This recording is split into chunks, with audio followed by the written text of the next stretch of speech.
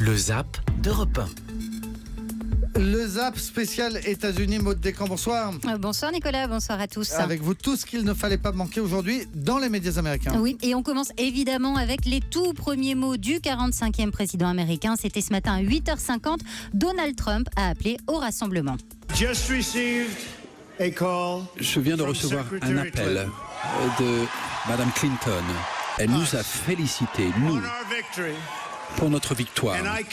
Maintenant, l'heure est venue pour que l'Amérique se rassemble à tous les républicains et à tous les démocrates et à tous les indépendants dans ce pays. Je vous dis, l'heure est venue de nous rassembler et de nous unir comme un peuple uni. Voilà, et vous pouvez réécouter l'intégralité du discours de Donald Trump sur europe1.fr. Et puis une séquence très forte, Xavier Yvon vient de nous en parler, mais on va la réentendre sur CNN cette nuit. Un des journalistes stars de la chaîne a fait part de son inquiétude pour l'avenir de son pays. Une vidéo qui a été retweetée plus de 30 000 fois depuis ce matin. Il y a des gens ce soir qui mettent leurs enfants au lit et ils ont peur du petit déjeuner. Ils ont peur parce qu'ils ne savent pas comment ils vont expliquer la situation à leurs enfants. J'ai des amis musulmans qui m'envoient des SMS ce soir pour me demander s'ils doivent quitter le pays. Je connais des familles d'immigrés qui sont terrifiées. Et puis nous avons tous eu cette même question ce matin en découvrant le résultat de l'élection. Comment les médias et les sondeurs ont-ils pu autant se tromper? Écoutez l'explication de Howard Finman, éditorialiste politique du Huffington Post, États-Unis. Très peu de médias, y compris le Huffington, donnaient Donald Trump vainqueur. La raison de cela, c'est qu'il y avait un vote caché pour Trump. Les gens ne voulaient pas révéler aux sondeurs et aux journalistes pour qui ils allaient voter. C'est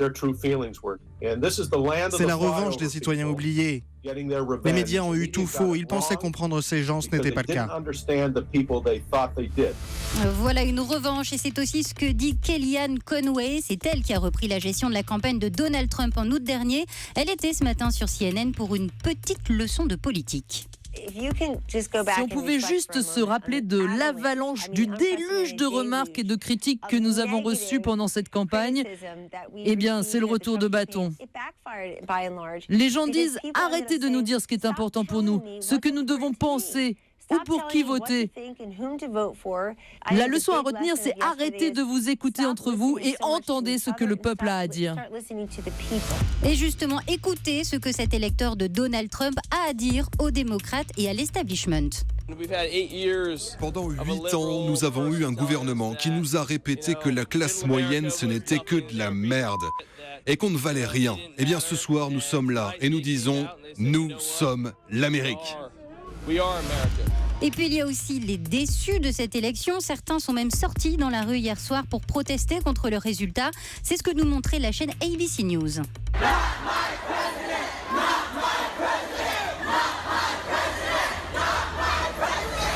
Voilà, not my president, pas mon président. Et puis, si vous vous interrogez sur ce qui attend l'Amérique, en 2000, les créateurs des Simpsons avaient imaginé ce scénario. Lisa Simpson entre au bureau ovale après 4 années de présidence Trump.